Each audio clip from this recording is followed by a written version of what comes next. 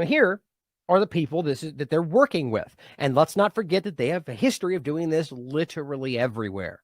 Moderate rebels, the Mujahideen, ISIS themselves, the Al-Qaeda. I mean, it's endless. Any location you want to look at, it's the same point. Anywhere. Venezuela, Bolivia, they're working with the extremists.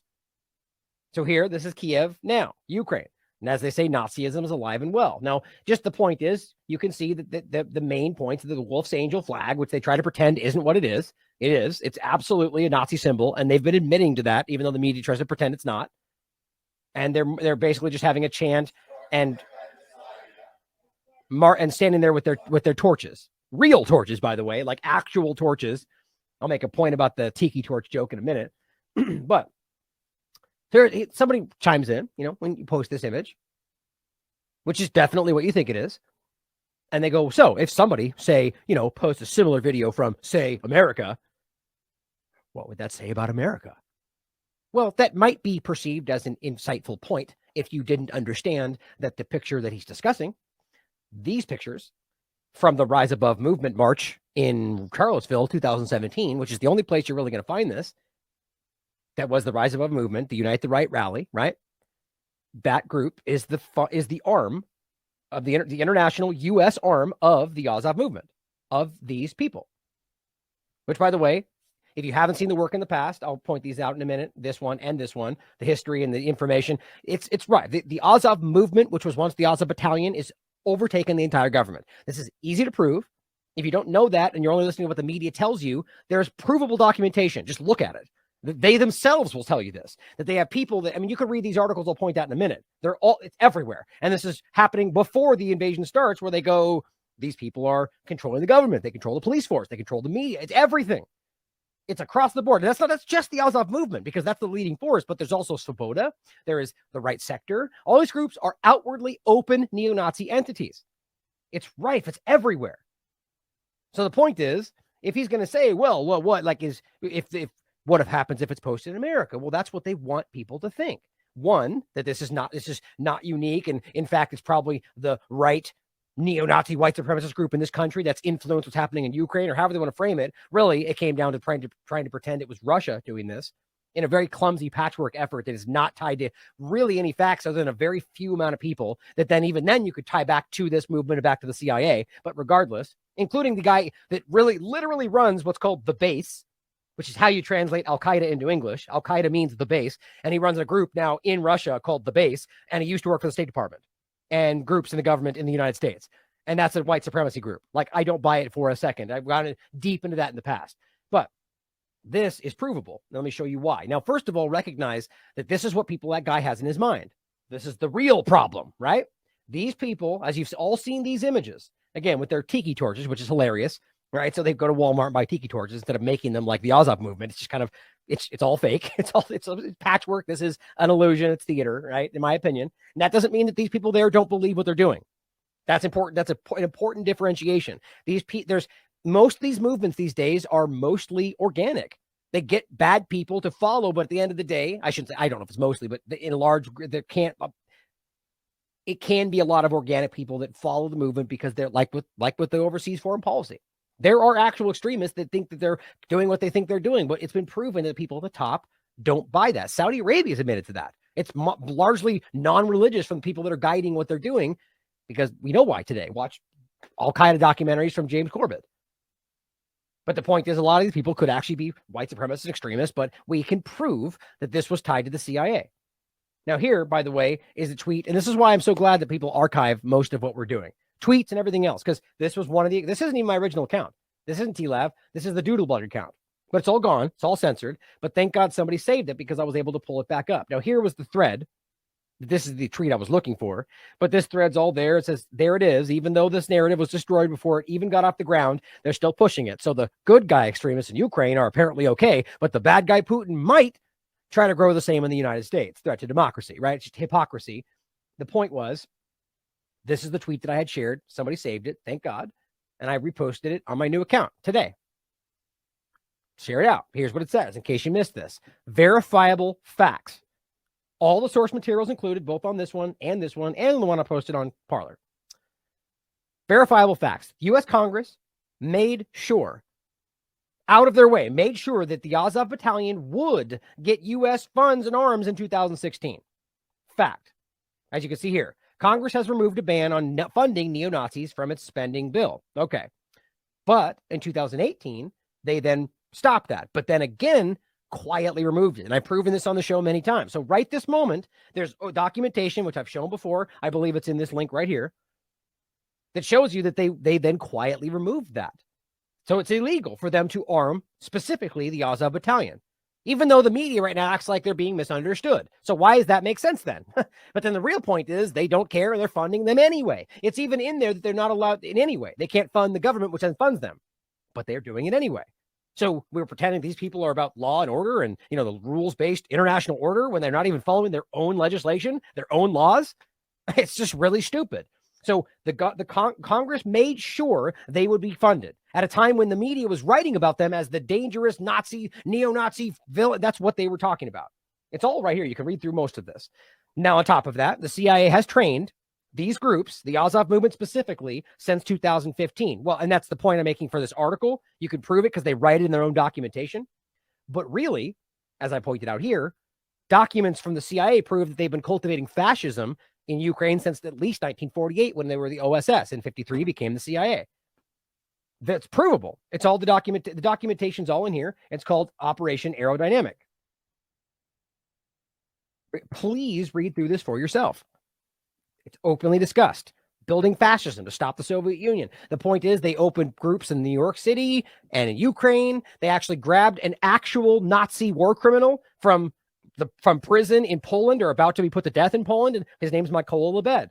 It's all right here in the documentation. And they made him the leader and they grew into what we see today. It's all very easy to put together. So the point is 2015 is because you can see the documentation here. 1948 is when they really began building this. But I think 2015 is where they picked it back up again in the context of Russia today. Now, on top of that, the FBI verified that the Azov Battalion is neo-Nazi and is immersed with the Ukraine government. The very thing they're pretending isn't true, and that the people in Charlottesville are in fact their U.S. faction. Now here, I'll just show, so in case you don't have to look at the images. Here's the actual links. Here's the Newsweek article. Ukraine's war drives U.S. far right to fight Russia. I mean, my God, it's just ridiculous. Here is this is the court document this is the one I'll show you right here. Oh, wait, sorry. It's the Wayback Machine version. So it's saying, again, the main points in this is that they know that the Azov Battalion is a paramilitary unit of the Ukrainian National Guard, which is known for its association with neo-Nazi ideology and the use of Nazi symbolism, and which is believed to have participated in training and radicalizing United States-based white supremacy organizations, right? And you can see in this document, oh, sorry, I can just show you the headline. You can see it over here. This is this one. Newsweek, very clearly, via the Azov's political wing, the National Core Party, described by researchers as neo-Nazis, the movement has gone international. America's rise above movement. There's no misunderstanding this, right? It's just people just don't want to see the connection, right? So the Azov movement has an international arm of neo-Nazis in this country that's called the Rise Above Movement, previously Vanguard America, both of which were at the Charlottesville March. They were part of this. So too was the CIA. So too was the U.S. government. That's what this ultimately is, the vanilla ISIS psyop. Going forward, it says, oh, that was that those in Charlottesville are the U.S. faction. And I linked to this article because it goes over the fact that it's not just that. Shady U.S. funded contractors, both DynCorp and Blackwater, are operating in Ukraine alongside those neo-Nazis. That's been shown from the very beginning. No one talks about that.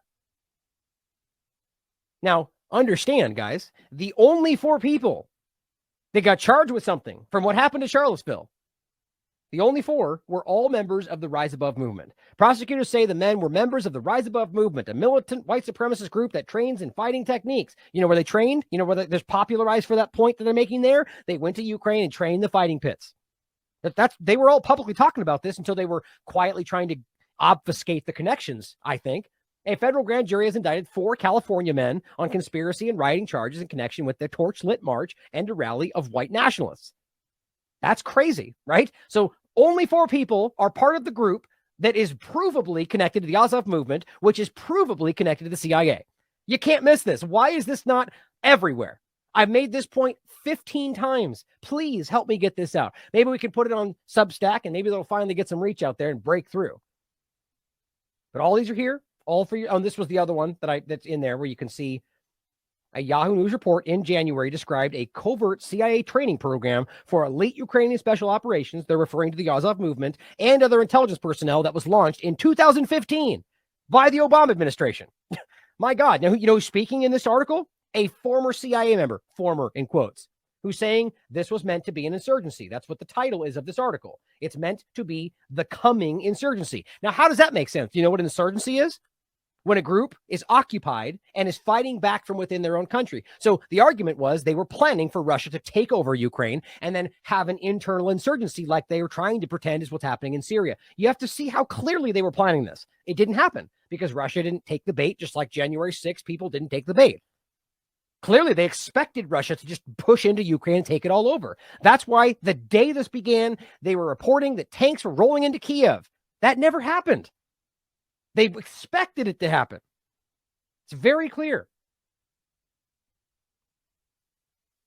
And again, just really read this document to understand how far this goes back. It's not deniable.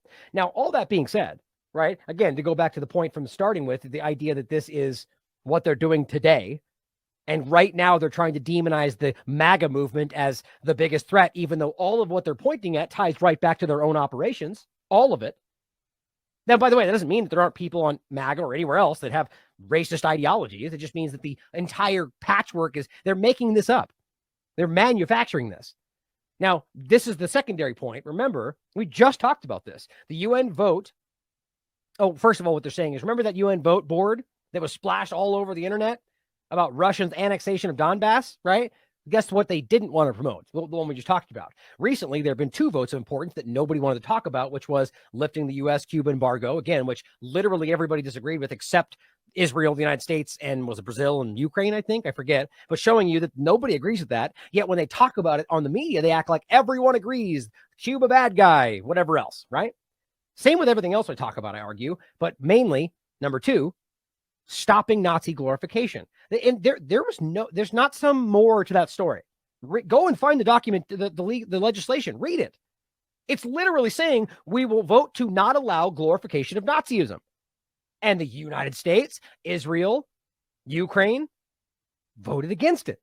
Or I believe one of them was an abstention. It might have been Israel, I forget. But regardless, they abstained or voted for it. How in the world do you explain that? Right there. That's how you explain it. And you could also explain it by realizing that what the Israeli government is essentially that in Israel. It's just obvious that they're this overtly supremacist entity that now all of the human rights groups are calling them out for. And I'm talking about the Zionist-led Israeli government and then the people they've influenced over the years. Not all Jewish people. It's just that this is the kind of games they play to stop us from being honest. I'm tired of playing these games. Jumping right over the top of it. Facts are facts. I don't care what it gets framed as because we're right. Because this is easy to prove.